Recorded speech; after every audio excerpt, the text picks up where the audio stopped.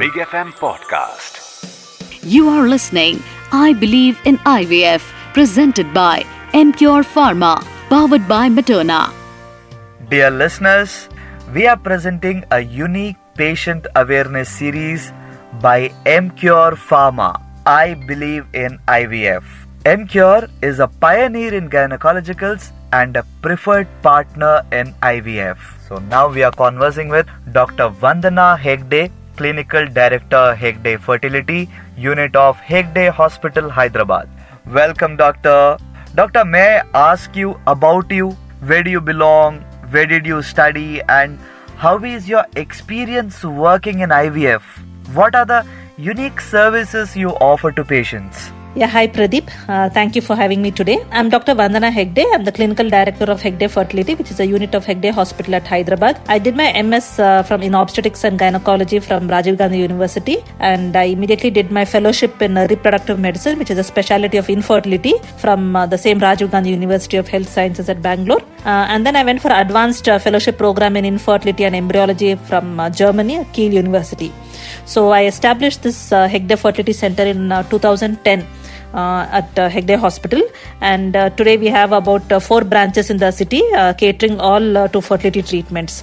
Dr. 25th July marks World IVF Day. Can you please explain us what is IVF and what was the most challenging case you have come across till now? An understanding of natural conception is essential to understand IVF.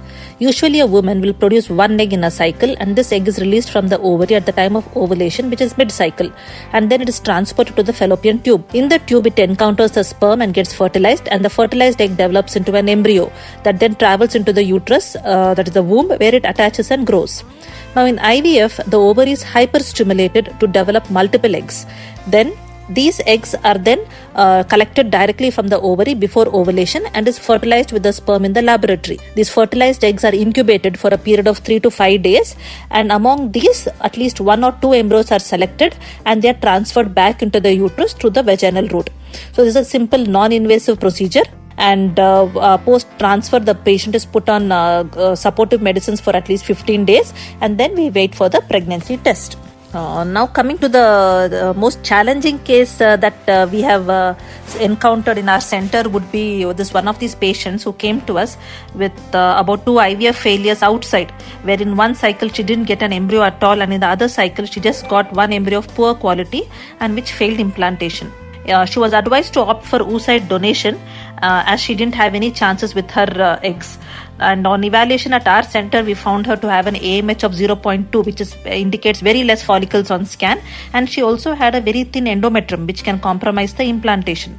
So, and this patient, she was not at all ready for oocyte donation and wanted to have her own baby with her own genetics. So what we did is we initially primed her ovaries and the endometrium with all rejuvenative therapies using PRP, and then we stimulated her with very new latest innovative protocols and collected her eggs over a period of 4 months.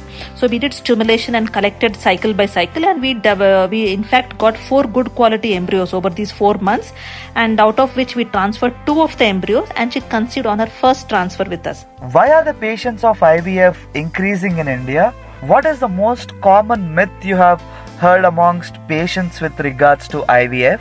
IVF procedures are increasing all over the world and not just in India, because one, yes, awareness about infertility is increasing, and also many celebrities have come out in the open regarding their IVF cycles, and that has brought about a change in society with respect to acceptance of IVF. So it's no more a taboo topic. Affordability of the society is also improving in India over the last 10 years. So many are opting for IVF sooner. And among all this, I would say the most important aspect of why IVF is increasing is because it is medically indicated for many patients nowadays. Many couples are having a delay in marriage now. So the men and women want to settle in their career before starting a family. So most of these women come in advanced age where they have a lower fertility index and higher risk of other medical complications which may be associated with their body. And with all this, I am seeing that in our center itself, we have many women above 35 years, and this is only going to increase in future. Now, coming to the myths in IVF, I would say the most common myth that the general population thinks is that children born out of IVF could have abnormalities, which is totally false, and IVF is absolutely safe. The other common myth is that IVF is a complicated procedure. No, it's a very simple procedure. Nowadays, we use the stimulation injections in the form of pens, which are really painless, and the egg pickup procedure per se is done on a daycare basis, and they are discharged on the same day. There are no stitches involved, and when done in a center with good infrastructure under well qualified doctors, they do not have any major risks or complications. And the other myth is that patients believe IVF is expensive. See, first, the fact is that the cost of IVF in India is almost 1/5 the cost in USA, and we are on par with them with respect to all the technological advances, the clinical training that we have, and the success rates that we are showing now. So we have seen a lot of medical tourism for IVF even in our center. You were listening, I Believe in IVF. It's not only a campaign, but a movement. Big FM Podcast.